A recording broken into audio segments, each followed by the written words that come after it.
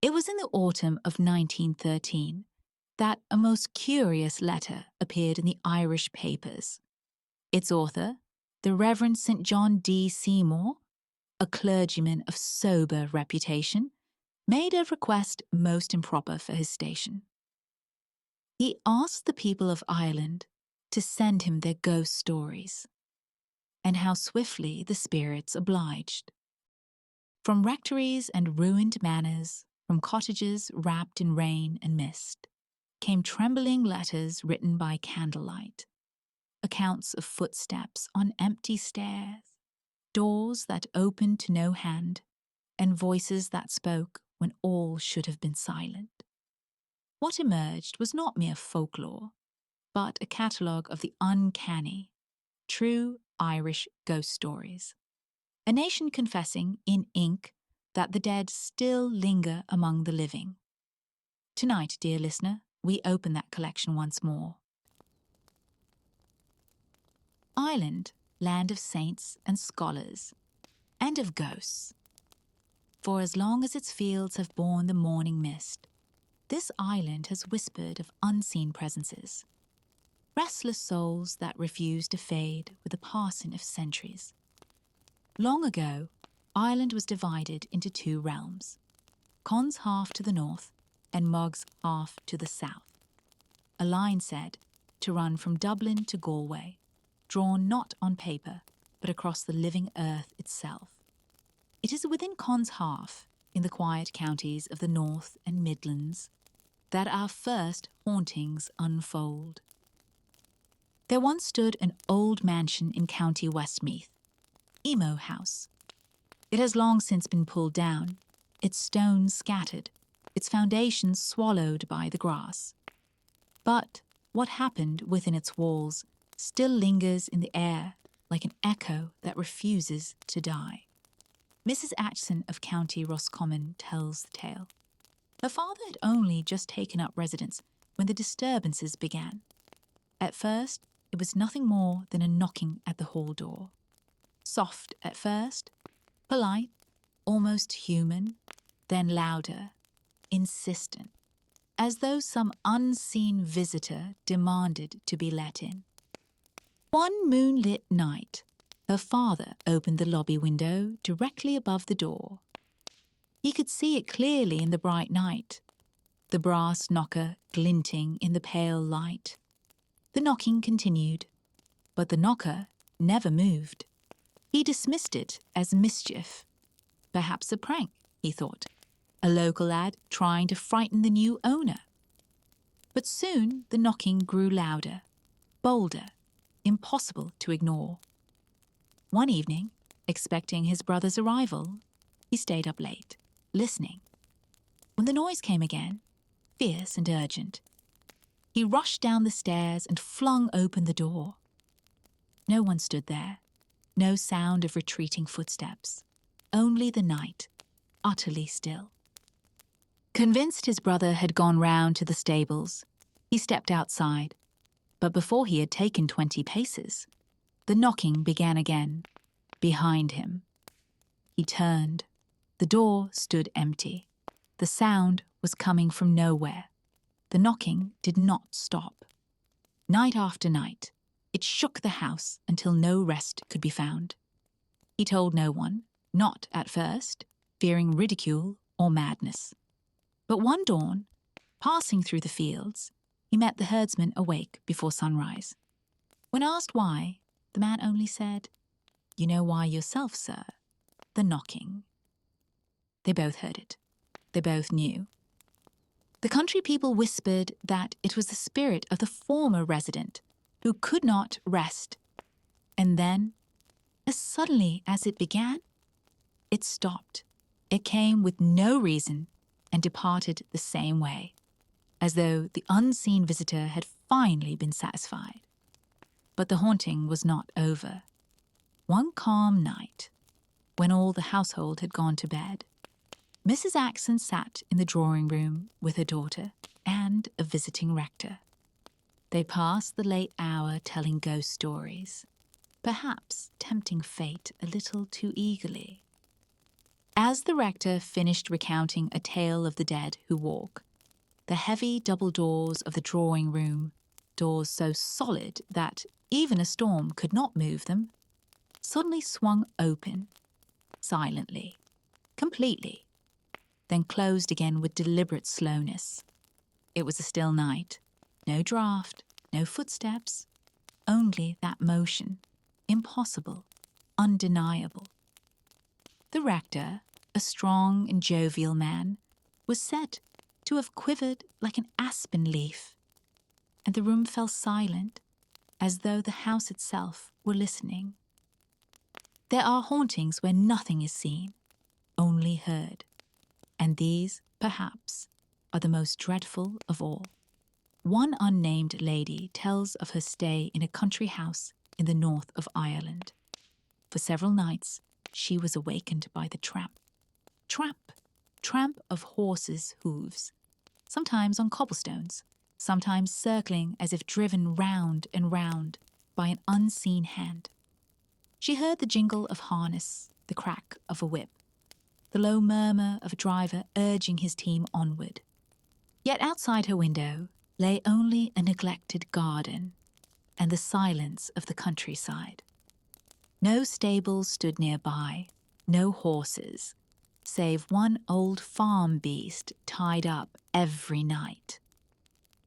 Still, the sounds persisted. Then one night came something worse. She was jolted from sleep by a terrible crashing from the kitchen below, as though every dish, every pan, every bit of silverware had been hurled violently to the floor. She rose, trembling, and opened her door. An appalling crash echoed through the house, but no light shone, no footsteps moved. The household slept on, untouched. The next morning, she asked the servant if she had heard it. The woman nodded gravely. "Yes, ma'am," she said. "It happens often." And then came the story, whispered, as all such stories are.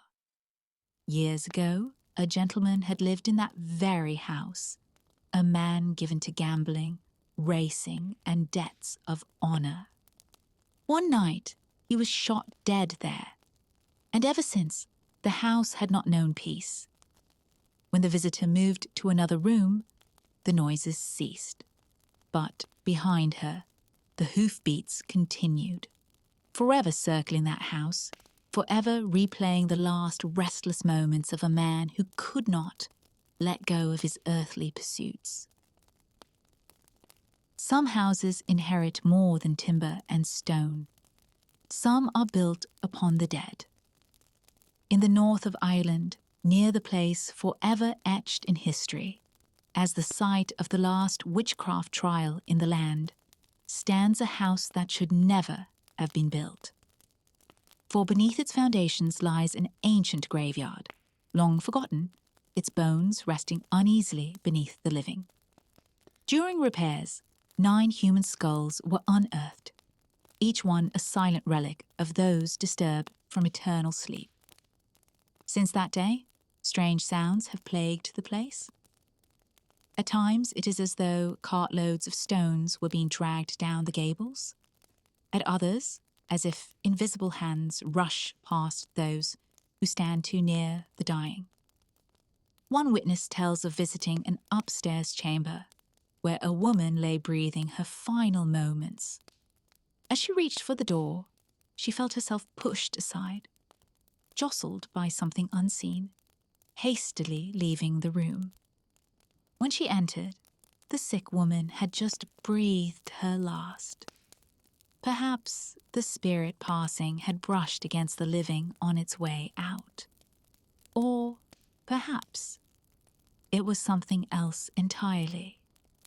But among the hauntings of Conn's half, few are as violent or as grotesque as the one that terrorized a family in County Cavan in the year 1869. The house of a man known only as Mr. M became the stage for a haunting so relentless that even the bravest refused to set foot inside. By day, the spirit dwelled within the chimney, raining soot upon every pot and pan that dared to approach the fire. No meal could be cooked, no warmth kept, for the hearth itself had turned against them. By night, the haunting took on a darker shape. The family were dragged from their beds by their hair, their lamps snuffed out the moment they were lit. Chairs scraped violently across the floor. Tables spun in circles, and in the darkness, unseen hands pulled and struck and mocked. The torment reached such heights that the family resolved to flee.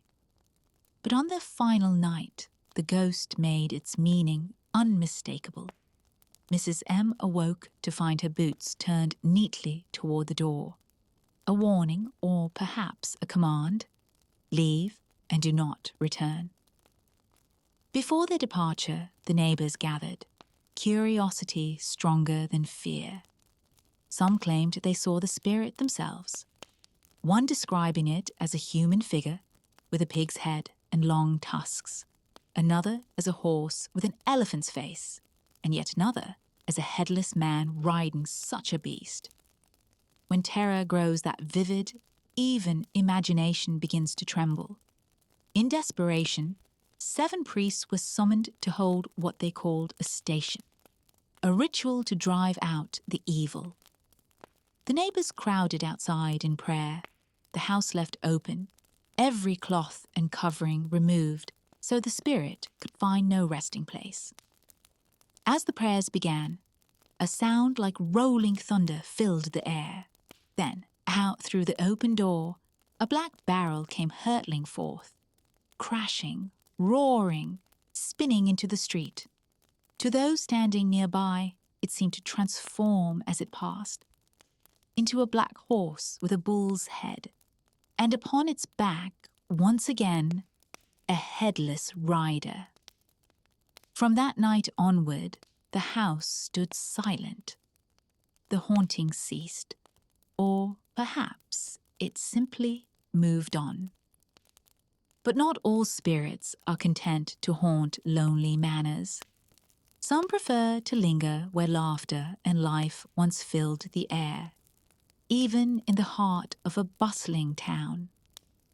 Mr. Thompson, the same gentleman who told of the Cavan haunting, also recalled the strange events that plagued his family's grocery and spirit shop in 1882.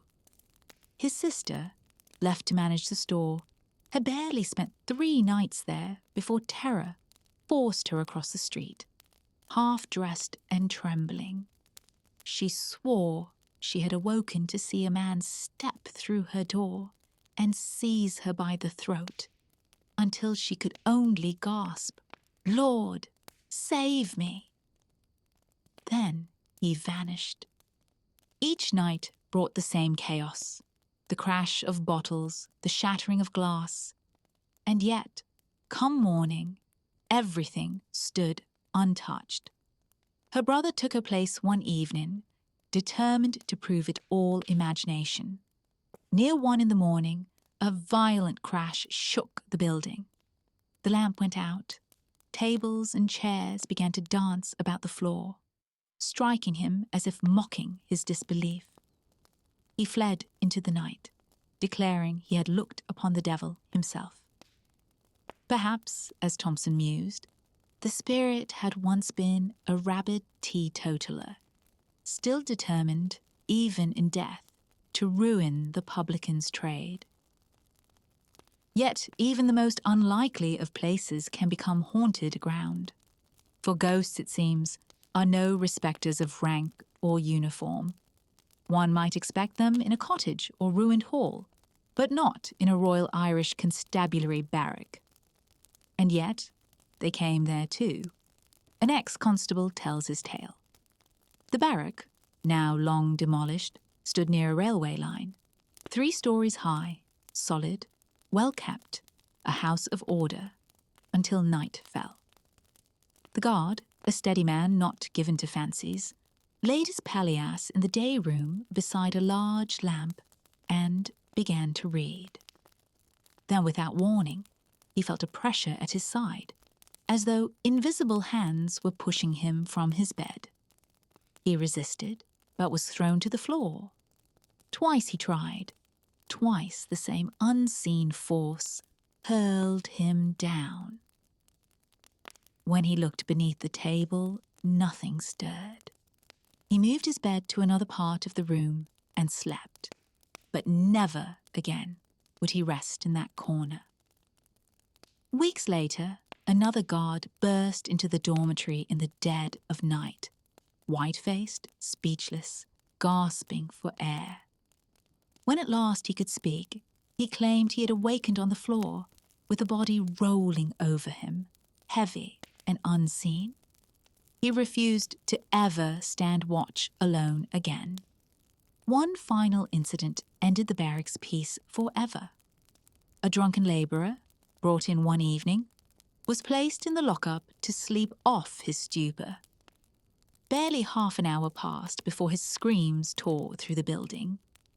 When the guards rushed in, they found him standing upon the plank bed, fists flailing at empty air, eyes wild with terror. He swore that a man had tried to choke him, that the thing was still there, though unseen. And though he had entered drunk, he came out sober and shaking. The barrack was soon demolished to make way for the railway, but the men who served there never forgot. For even stone and mortar can hold a memory, and sometimes memory does not die quietly. And so, dear members, we leave Conn's Hearth, that restless corner of Ireland where the air itself seems to remember. Here the houses breathe, the rooms murmur in their sleep, and the graves lie far too close to the living. Call it superstition if you must, or sacred truth if you dare. Either way, the lesson is the same. Ireland's ghosts do not rest beneath the soil. They linger beside us still, listening, waiting, their stories carried softly upon the rain. Until our next gathering, keep your candle trimmed low and your mind open to the whispers between worlds. Yours, as ever, Lady S. Ashcroft.